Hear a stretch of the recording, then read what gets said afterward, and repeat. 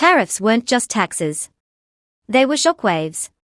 When Donald Trump returned to office and unleashed a fresh round of tariffs against Canada in 2025, the message was unmistakable: protectionism was back with a vengeance.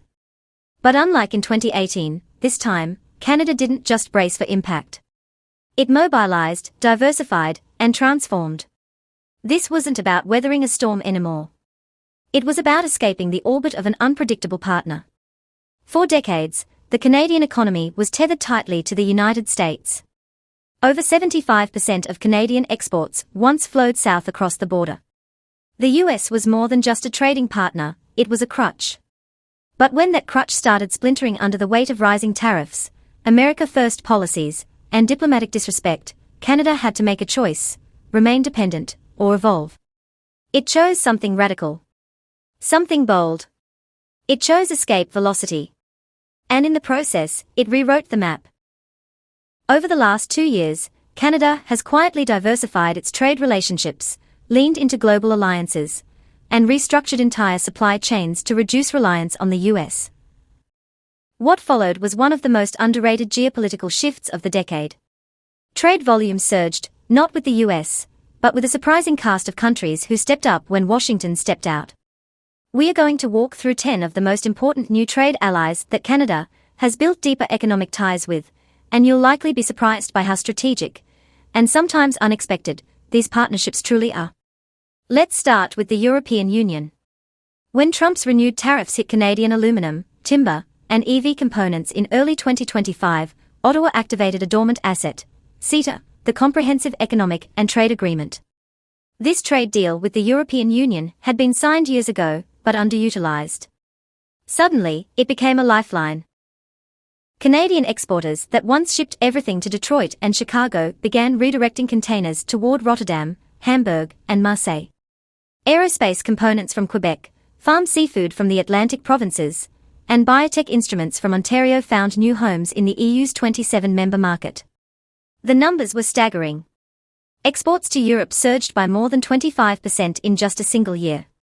But more than the statistics, it was the mindset that shifted. Canadian companies began thinking in euros, not just US dollars. Small and medium businesses, long hesitant to wade into European markets due to red tape or logistics, suddenly found streamlined pathways.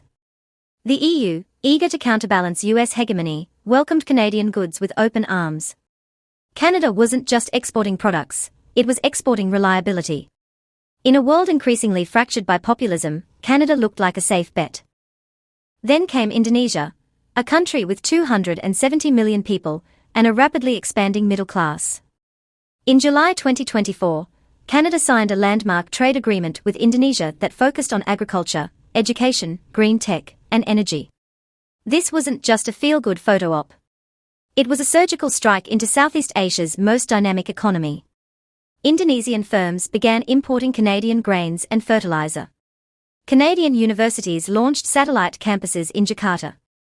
Clean tech companies from British Columbia and Alberta opened research centers in Surabaya. In just 12 months, Canadian exports to Indonesia increased by nearly 40%. But the real story here isn't about trade figures. It's about long-term alignment.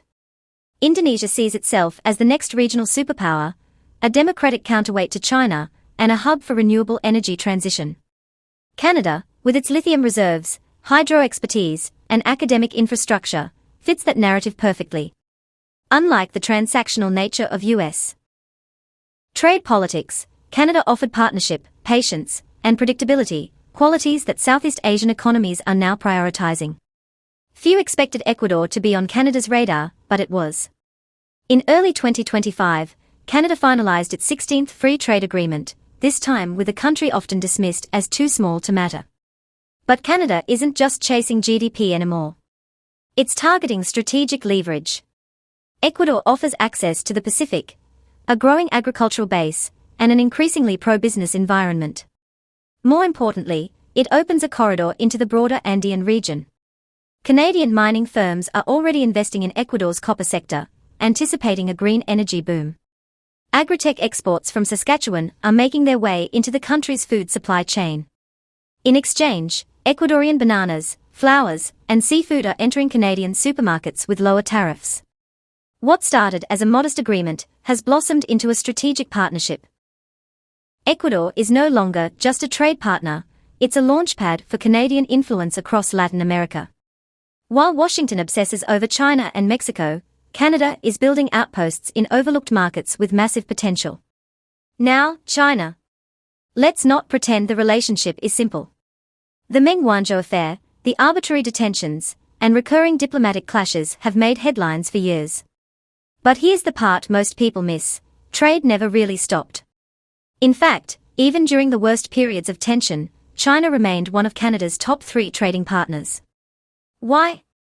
Because needs outweigh narratives.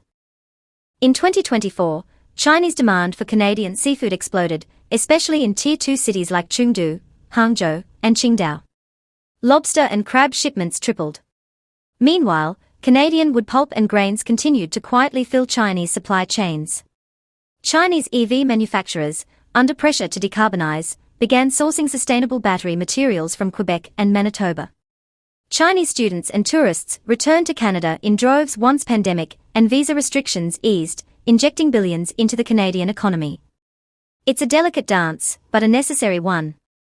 China may be Canada's most complex partner, but it's also an irreplaceable one.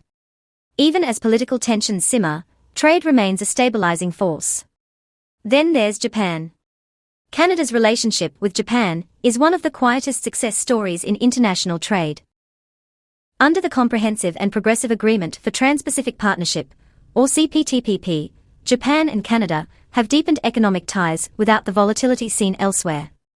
In 2025, Canadian beef, pork, and wheat exports to Japan reached record highs. But it wasn't just agriculture. Japan turned to Canada for hydrogen fuel collaboration, semiconductors, and medical devices. What sets Japan apart is trust. There are no tariff tantrums, no sudden threats of economic punishment. When Japanese firms make deals, they stick to them.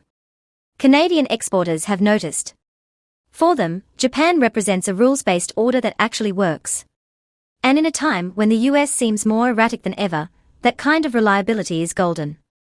South Korea, like Japan, has emerged as a critical trade anchor.